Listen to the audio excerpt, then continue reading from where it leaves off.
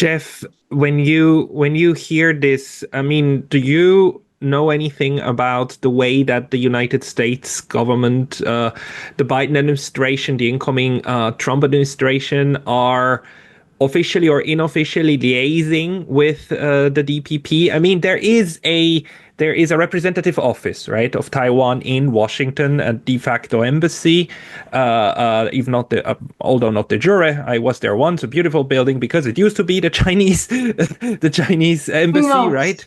Yeah, it's that notes. It's huge.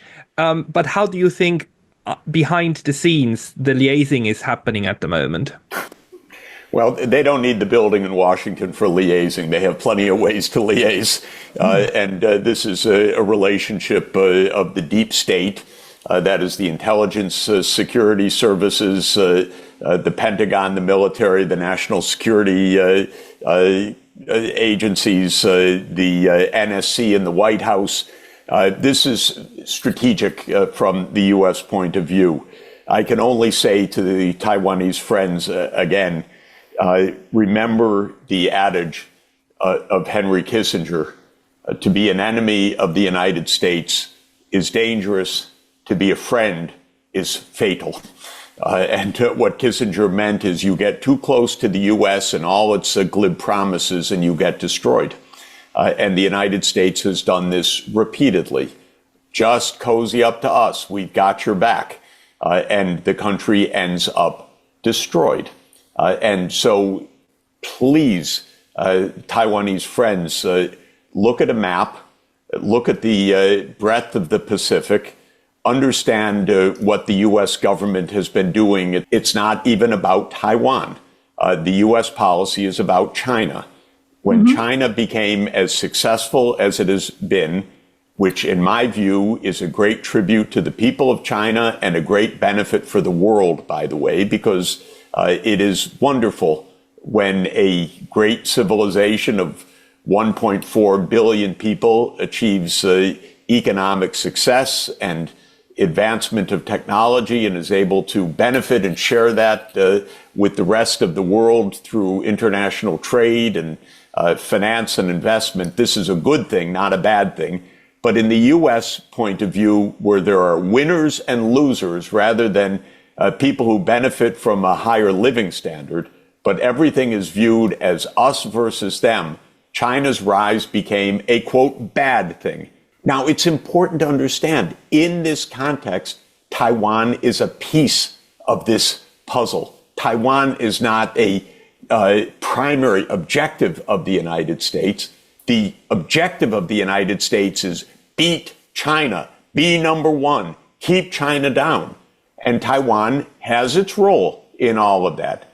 Divide China, weaken China, surround China, build up the military around China.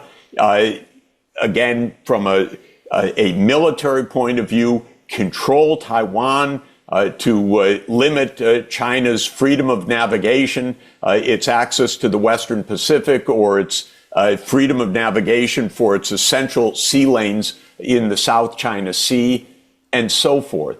And we have people coming into the new Trump administration who write articles and books that China's trying to take over the world. So we absolutely need to confront China, and Taiwan's a critical piece of us confronting China's desire to take over the world. This stuff is like comic books.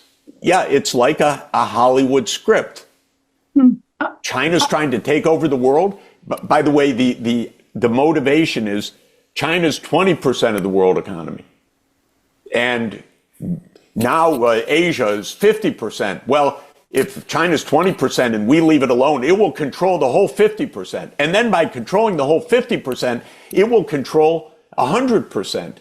This is more primitive than a bad high school paper, by the way.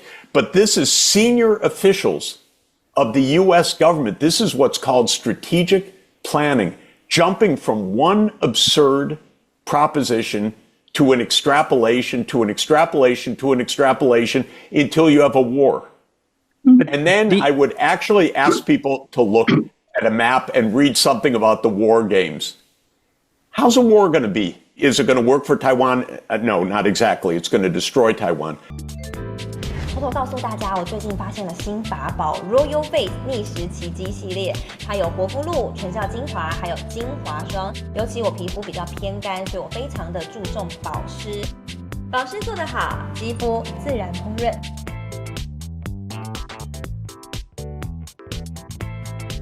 提亮肤色更年轻，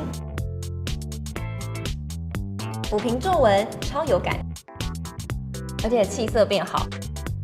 用心保养，每天都更美一点。